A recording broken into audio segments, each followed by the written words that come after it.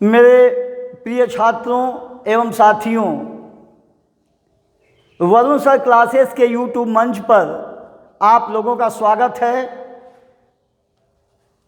और मैं वरुण कुमार यादव आपको नाद के विषय में बताएंगे। बेटा, नाद क्या होता है और नाद के आधार पर या नाद की दृष्टि से व्यंजन कितने प्रकार के होते हैं। सबसे पहले हम नाद बता दें प्यारे साथियों। यह उत्तर प्रदेश यूपी टेट यानी उत्तर प्रदेश टेट परीक्षा, सब इंस्पेक्टर, अन्य सभी कंपटीशन जिसमें हिंदी से संबंधित है वह उसमें यह पूछे जाते हैं प्रश्न। तो हम आपको बता दें कि नाद क्या होता है। नाद स्वर तंत्रियों के झंकृत होने पर जो ध्वनि में आने वाले या ध्वनि में होने वाले उतार चढ़ाव को हम नाद कहते हैं। और नाद यह दो प्रकार के होते हैं व्यंजन नाद के आधार पर प्यारे साथियों, अघोष और घोष। यानी नाद की दृष्टि से या नाद के आधार पर व्यंजन दो प्रकार के होते हैं, अघोष एवं घोष। अघोष व्यंजन क्या होते हैं? देखिए, जिन व्यंजन वर्णों में स्वर तंत्रियां झंकृत नहीं होती हैं, जिन व्यंजन वर्णों में स्वर तंत्रियां झंकृत नहीं होती हैं उसे हम अघोष कहते हैं।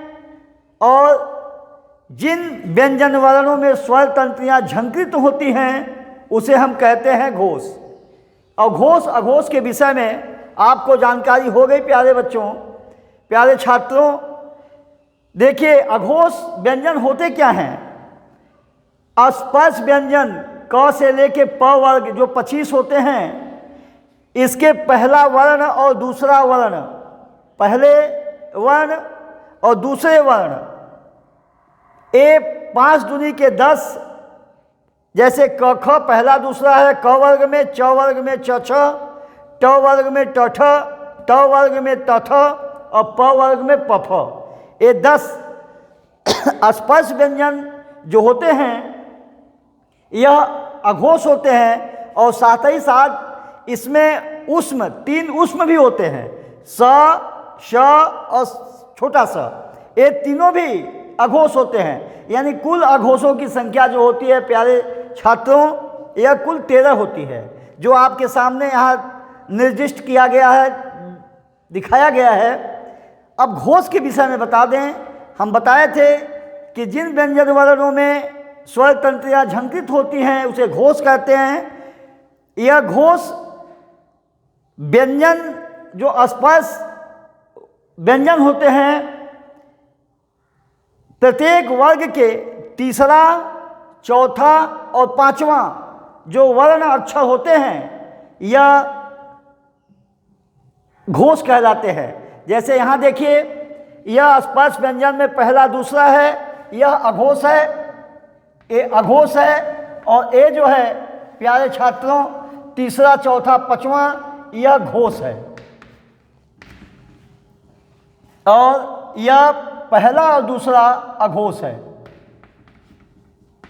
कहने का आशय यह है कि स्पर्श व्यंजन में प्रत्येक वर्ग के तीसरा, चौथा और पांचवा वर्ण जो होते हैं यह घोष की श्रेणी में आते हैं।